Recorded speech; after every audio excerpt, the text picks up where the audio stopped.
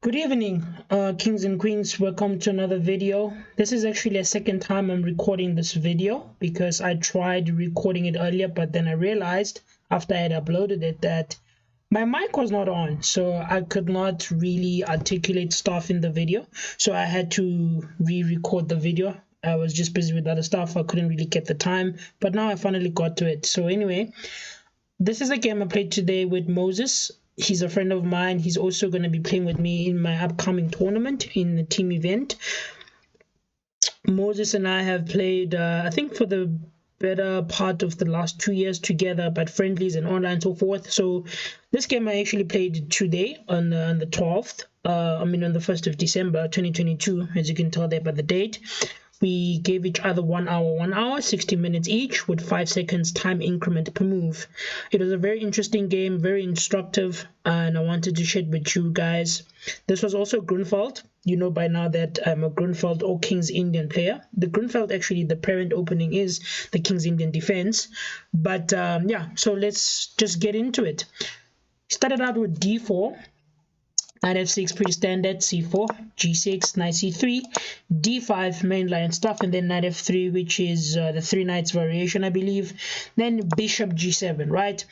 And here Moses played something very strange. He played e3, right? So this is not how you usually play in the Grunfeld. The main line here is pawn takes, knight takes, e4, right?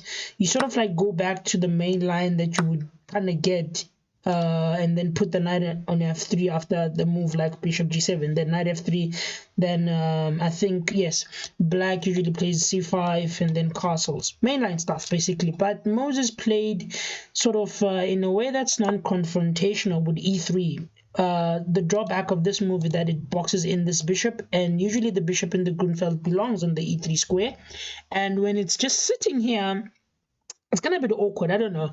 Maybe you can play like some triangle-like structure. Maybe it moves like b3. No, sorry about that. b3 and then bishop b2.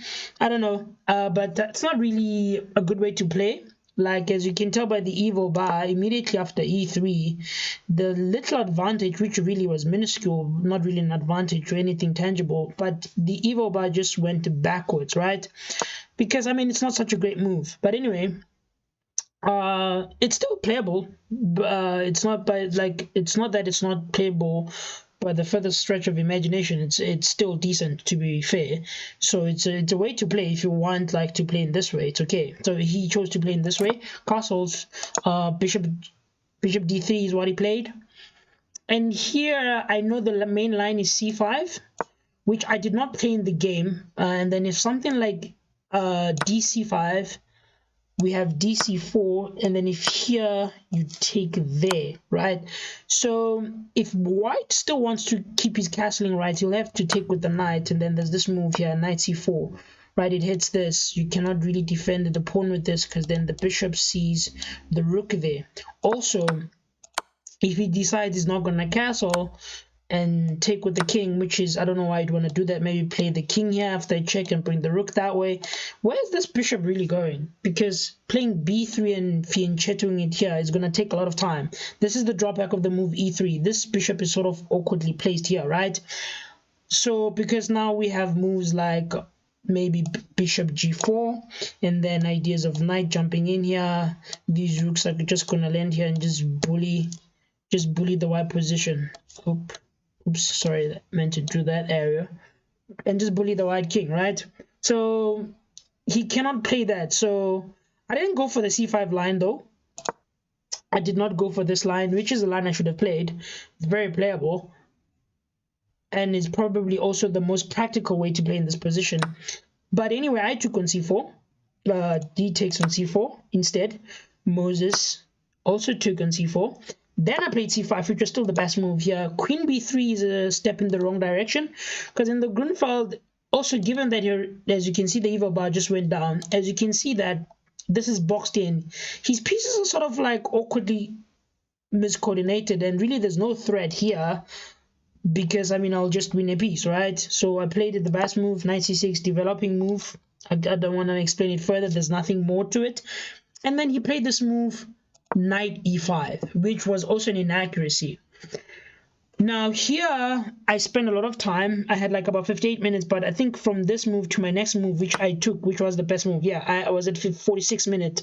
I spent like a lot of time here because I was calculating. I could play like an easy variation, which is just knight takes and then maybe knight here, but like what am I doing, right?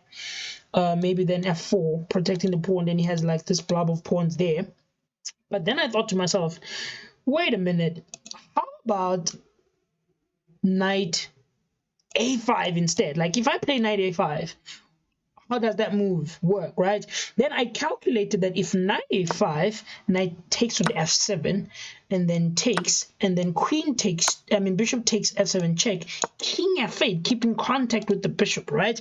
And then now the queen is hit right here, and then the queen cannot come here because the knight guards that square. Obviously here the knight guard, this knight and the queen got that square, and then obviously his queen cannot come here. The bishop is also guarding that square. The knight got that with the queen, right? That knight here. So he'd have to play like something like queen c2, right? He'd have to play something like queen c2, and then I just win a piece, I thought.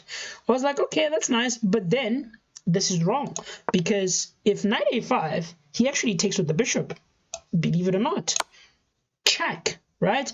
And now I cannot take the same line because now he would swoop in with the queen, right? So that's wrong. So if I play king h8 and do not take, this move queen c2 is strong. Just queen c2. And I don't really have time to really dislodge this. Maybe queen c2 is not even the right move.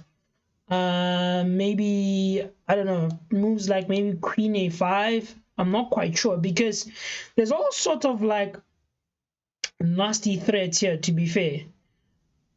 I think the line here is something like, I can't really remember. I think even queen, oh yes, queen d1 actually to guard this pawn after black takes, right? And white is doing good. White is doing good because now there's also this thread here shredding open. Let's just give back some random move.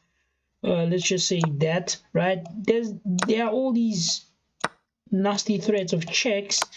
You have the queen coming in that way. It doesn't look too pleasant, and the king is kind of like going to be naked, even though it has pieces shielding it. It's going to be unpleasant, right? So knight a5 doesn't work. It's really a bad move. So that's how I actually ended up going for, instead of after knight e6, knight e5, cd4, which was the best move. It was the best move. And now this knight is sort of unguarded, it's undefended, and he threw in this move, bishop here takes check, and then of course you just slide out of the way, king h8. But this was not a good move, as you can tell by the evil bar. Now black is winning because, number one, he has a king stuck in the center. Black is ahead in development, right? White has a king stuck in the center. Black is ahead in development. His pieces are sort of like going to be booted around. So knight takes, which was the best move, pawn takes, and now this is hit, right? Now this queen is stuck guarding the bishop here, and this bishop is technically in prey. And like the great school of thought, Aaron Nimzovich said, don't leave a piece end prize. It's not a good thing. So here, obviously, the knight is hit. I kicked it out. He plays knight b to d2. And so here, the engine wanted me to play e6, which I thought about, but then I just thought bishop takes, and then bishop takes, and then queen takes. Then, I don't know, moves, maybe now d3 was going to be playable, because I went for the immediate d3. I did it that way.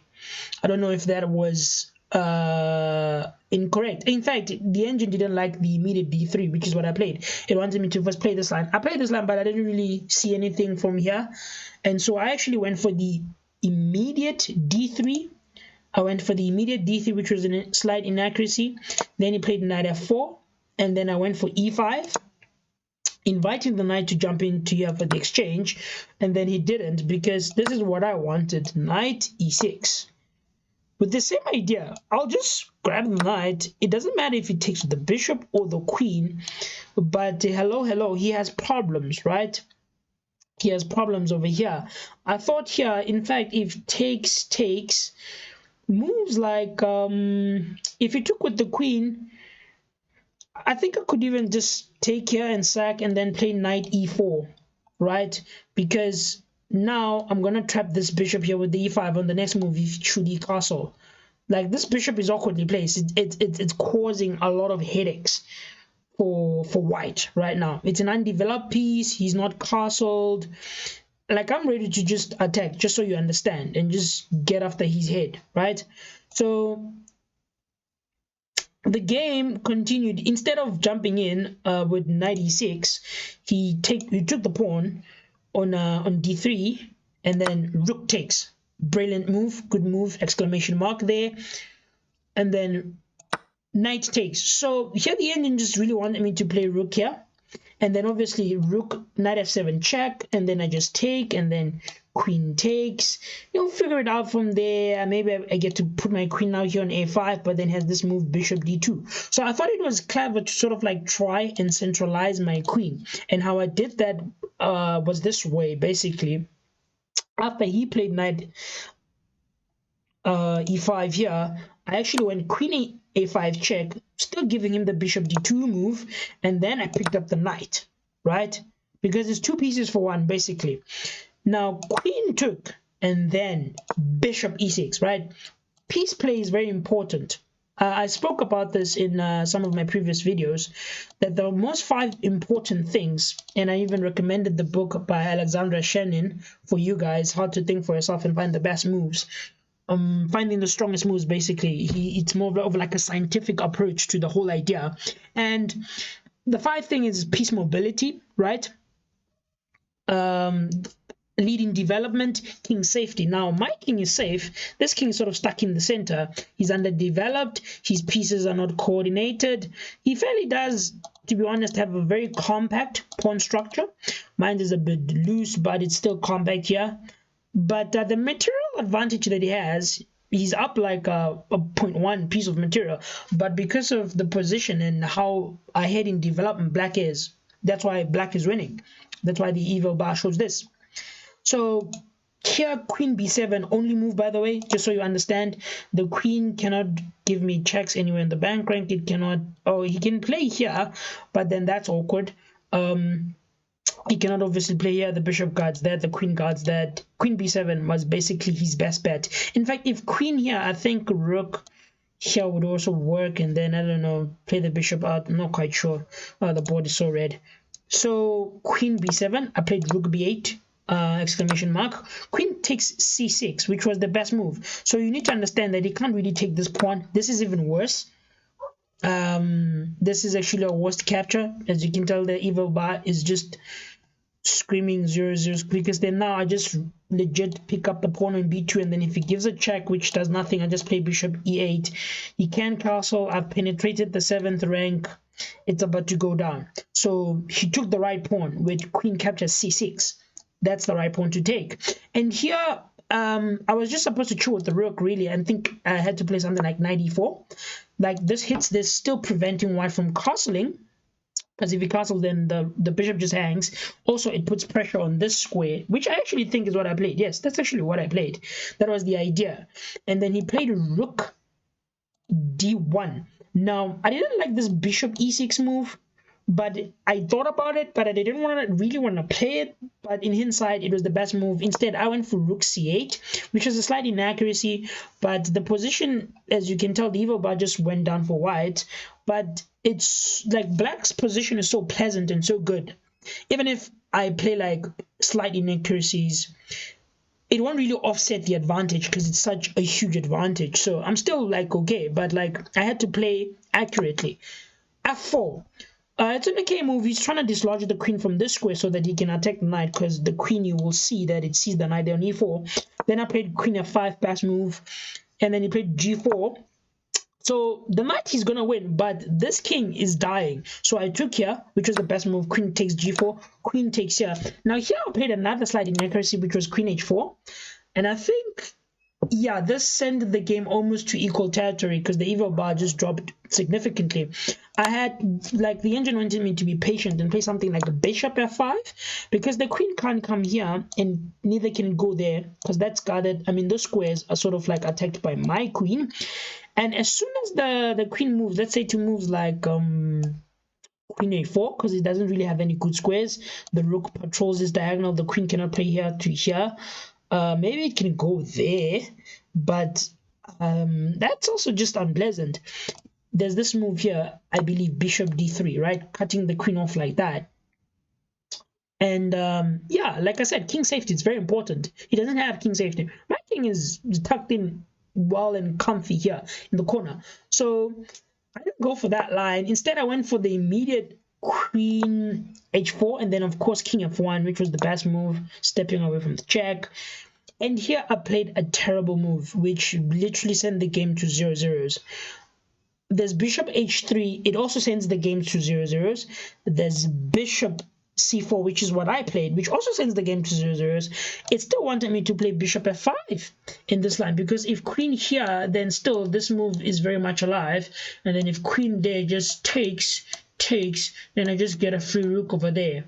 So I should have just still gone for this line. I don't know, for some weird odd reason, because the beautiful thing now that makes this bishop f5 move so appetizing, that now if queen comes here to d5, I have this incredible move, rook hitting the queen here, and as soon as it goes, well, it's open sesame, because then now the bishop will come and land there with a check after landing on f5.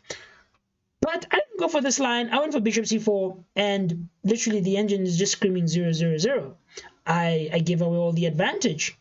King g2, which I believe was the best move. Queen g4 was also the best move. King f2. And then here I think I was also still winning. I can't really remember what I had to find. Oh, it says 0-0s for a while. I wasn't not winning at all. Probably was daydreaming. Anyway, queen e2 check, and then he could have saved the game. Yes, for some weird odd way the engine finds weird moves to hold, but I played h4, and as you can tell now, he was like in time scramble. He had 5 minutes, I had 25 minutes, and the pressure is building up. And then he played this inaccuracy, queen takes g6, and now he's immediately losing, right? Losing to this beautiful move h4.